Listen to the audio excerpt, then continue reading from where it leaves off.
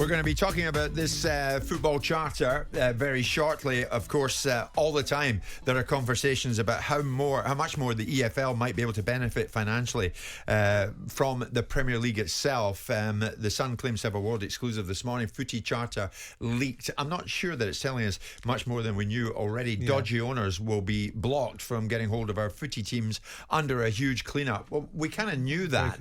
And elsewhere this morning, Simon, I mentioned the Times, but it is a fascinating read about how Todd Boehly and Chelsea got the man, how they got Enzo Fernandez done and dusted, as we told you they were going to do just seconds to the deadline the other night.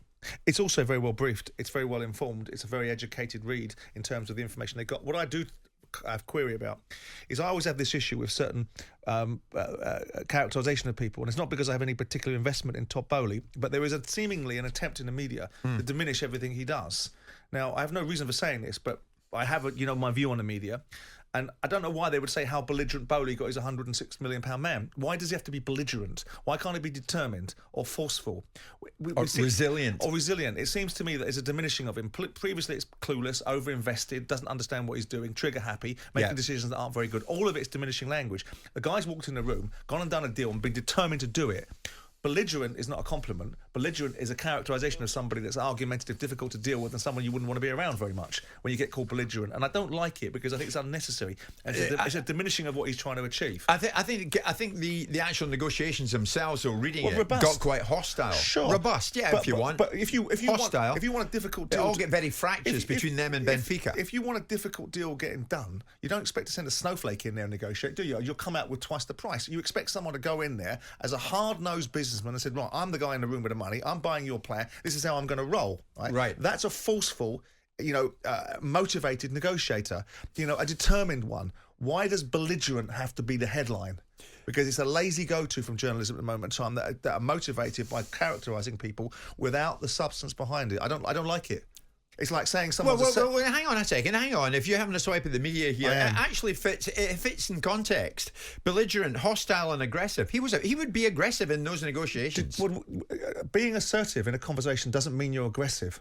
Being assertive, by saying someone's assertive rather than aggressive, is a characterisation. If you say someone's aggressive, it means they're over the top. If they're assertive and they're forceful and they're determined and they're a very, very strident negotiator, those are terms that are favourable in business terms. Belligerent means something else. It's like saying someone who's confident is arrogant. You can be belligerent. They just believe in themselves. You can be described as being so belligerent that the other party gave up. I know we're disappearing into the territory. No, that's exactly probably what would have happened. They didn't give up. They got precisely what they wanted. They wanted the release clause met, and they paid above the release clause. So actually, who was more belligerent? Then Benfica are probably just as equally capable of not being shrinking violets or shrinking flowers. Well, maybe PSG think Todd's belligerent. Well, maybe PSG think he is, and maybe PSG aren't without their own challenges. They didn't get Hakim Ziyech. Well, maybe they didn't, but PSG aren't angels, are they? They operate in a certain way, and Nasser's no shrinking violet, and neither are the guys around him. So with this in mind, I'm only suggesting, for not to disappear into a word salad. No. But the point is the characterisation of Boehly in the British press right now is a constant diminishing of him. Yeah. And I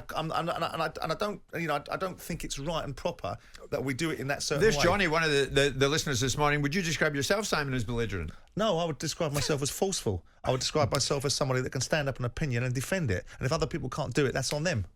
No, but you are bordering in saying that there's a media agenda against Todd Boehly. I don't think that. I don't believe there is a media narrative and characterisation that's being created, and it's not just Boehly. It gets done to a variety of people, and maybe at times I can fall into that trap. I certainly fell into that trap with Ole Gunnar Solskjaer because I thought he was a buffoon, and I made that argument repeatedly and stood it up for the reasons why.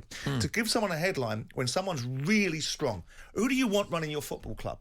A lightweight flake, or do you want someone that goes in there and goes, "We're Chelsea, and this is how we do business"?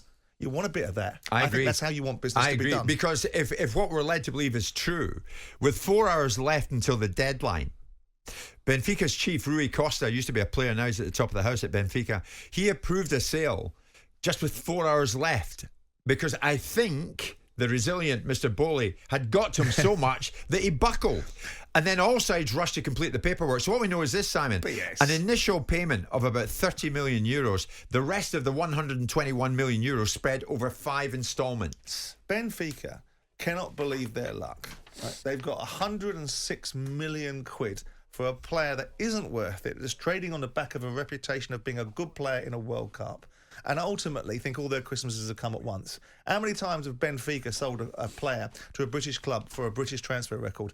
They are lucky, to some extent, that Boehly and his big bag of money have come into football and are prepared to spray it around, you know, without any great decorum. I don't like the way that Todd's spending money left, right and centre, but I also don't think that the characterisation that we do at certain times, and it's not just Boehly, it can be Amanda Staveley at Newcastle, it can be any football club. If they did the same thing, I'd say the same thing. Well, I mean, what about, just while we're on the subject, we've gone off piece a bit, but we'll stay with it.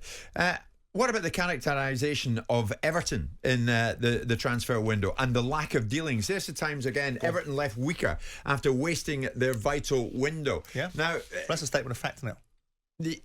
They also go on to say in there that the board displayed a dereliction of duty in getting no one over the line before the 11 o'clock deadline. That's hyperbole. Was it a dereliction of duty? If your responsibility is to give the new manager the best tools and to give the football club the best opportunity, and you do neither, then there is an element of dereliction of duty, not being focused. And I think the dereliction of duty really starts with the owner, because ultimately the board aren't signing the cheques, the owner is. So I'm sorry to keep banging this drum, and it's not to defend Denise Baxendale or to give Bill Kenwright a pass. It's to get after the guy that's got the money that makes the decisions. But you're banging the drum because way back when you were at Palace, the characterisation of you in the media was not one that you welcomed. No, because I think the media are full of vacuous, uninformed people at times. But you're part of it. And every now and again, it doesn't matter about being in the media, it's how you operate whilst you're in there. You're a failed Sun columnist.